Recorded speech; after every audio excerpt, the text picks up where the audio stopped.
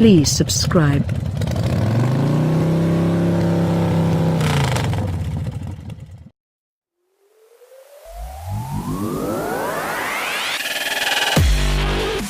Rule number 1 in designing a new Jeep Wrangler is, don't screw it up.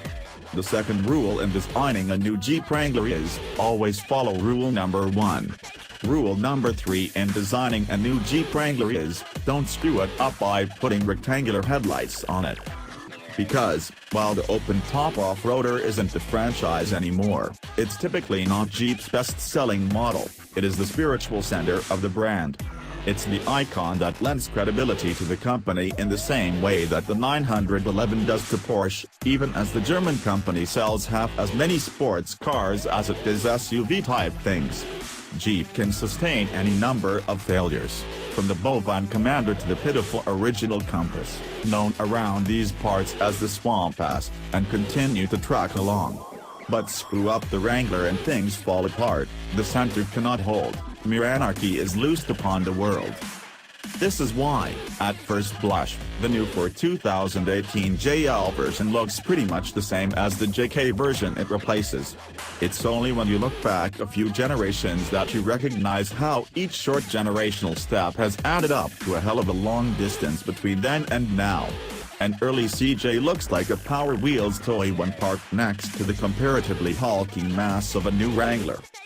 The new body is, in virtually every detail, different. Note its laid-back windshield angle, the way its fancy headlights encroach into the outer grille openings, its wide stance. It's also larger. The two-door model gains more than an inch in wheelbase and 2.5 inches in length. The four-door version is even more biggified, adding almost 2.5 inches between axles and 3.5 inches to its overall length. These are small increases in the grand scheme of things. But to the guy trying to ease his Jeep over a rock ledge, they matter. To the drivers of the Wranglers that clog college campuses, increased size is no detriment, and the extra inch of rear seat legroom in four-door versions will be welcome. To compensate for the increased size, Jeep has tightened the turning circle of both 2- and 4-door models and has given all versions of the Wrangler more ground clearance. For the Wrangler Rubicon, in which we recently trundled around New Zealand's Southern Alps, that increase, from 10.0 to 10.9 inches, came largely from the fitment of larger tires. The JL Rubicon wears 285/70 R17s, known to off-roaders by their outside diameter, 33 inches. The JK Rubicon wore 32-inch tires. In a bid for all-around all-terrain performance, the Rubicon now wears BF Goodrich all-terrain TAKO2s, the same tire fitted to the Ford Raptor.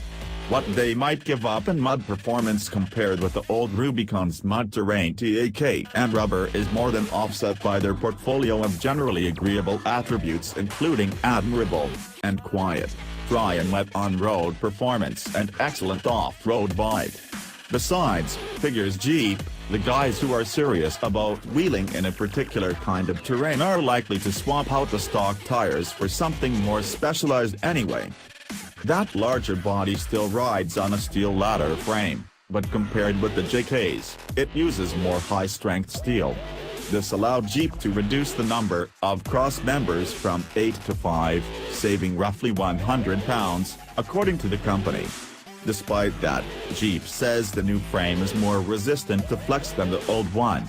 The body bolted to the frame is mostly steel but with aluminum doors and hood and a magnesium tailgate skinned in aluminum. Jeep estimates that it saved another 100 pounds in the body and powertrain. Soon we'll get Wranglers of all stripes on our scales to confirm.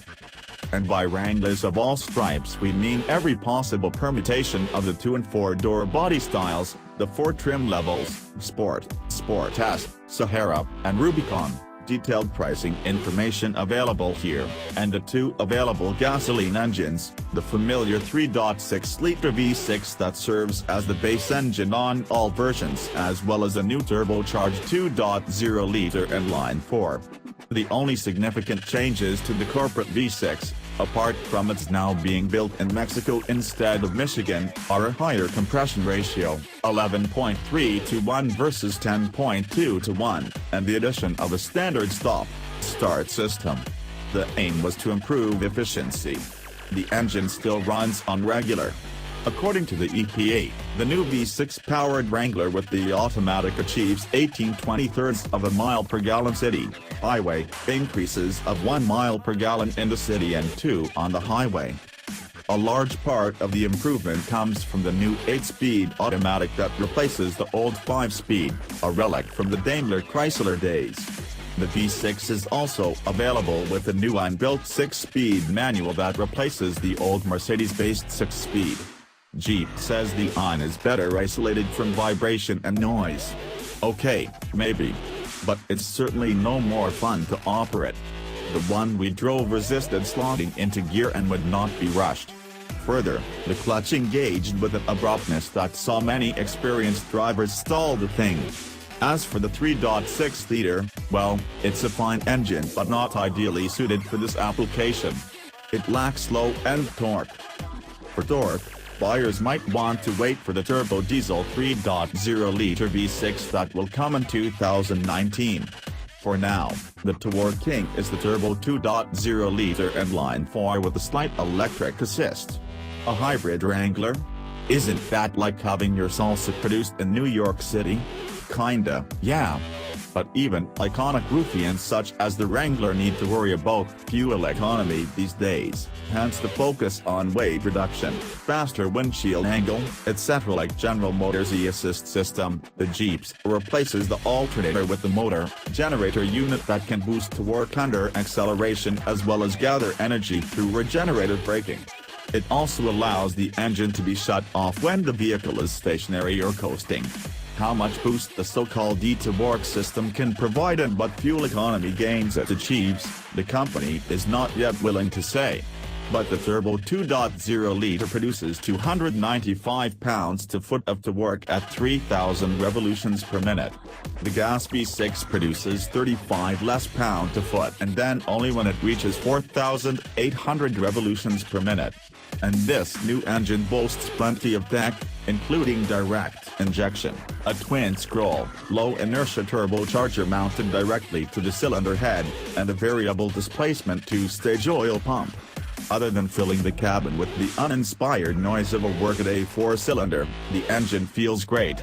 It's plenty powerful enough to motivate a 4-door automatic Rubicon. And the 8-speed automatic is the only transmission offered with the new engine. The rest of the driveline is largely unchanged from the JK. The Rubicon comes with electronically locking front and rear differentials, and electronically disconnecting front anti-roll bar, and a 4.00:1 low range for its part-time 4-wheel drive system. It also rides on strengthened Dana 44 axles front and rear. This is tried and true stuff. There are no adjustable ride height air springs, no terrain response system. Instead, the driver operates as the terrain response system, choosing the range, the driven wheels, which differentials are locked, and, well, pretty much everything else. The value-oriented sport and comparatively ritzy Sahara model come with lighter-duty axles, a Dana 30 up front, 35 out back, with open dips and a standard 2.72-to-1 low range. Buyers can even opt for a transfer case with a full-time all-wheel drive mode, just like one of those newfangled country club utes. It's optional on Sahara models, all of which are 4 doors. How'd it all come together? Well, in 4-low, the JL feels pretty much like Wranglers always have, capable well beyond the intestinal fortitude of most of its drivers. On the road, the Rubicons that we drove acquitted themselves admirably. The electro-hydraulically assisted steering is a major improvement over the old purely hydraulic arrangement, helped no doubt by the excellent KO2 tires. Braking performance is adequate thanks to upsized stoppers. Ride quality and handling are good for a vehicle with a high center of gravity and bound by big, heavy stick axles front and rear. As vehicular anachronisms go, this one is pretty pleasant, not least because the newly designed interior is reasonably comfy and fully up-to-date. And, yes, the doors will come off. Any of the available roofs are removable or retractable, and even the windshield still folds down. Think about how unlikely a thing that is in the modern world. Sure, lower or remove all that, and a weird-looking skeleton of bars and frames is revealed. But damn if it doesn't feel good to go al fresco. What's more, the soft top no longer requires a decade of package engineering experience to operate. The cargo area side and rear plastic windows slide out to form an oddly appealing bikini top arrangement. In a hardtop Wrangler, the panels over the driver and front passenger now require but a quarter turn on each of the latches to remove. The new front fender vents evacuate underhood air to reduce hood flutter at speed. This is a carefully considered improvement, if not a wholesale rethink of the family jewel. In short, Jeep did not screw it up.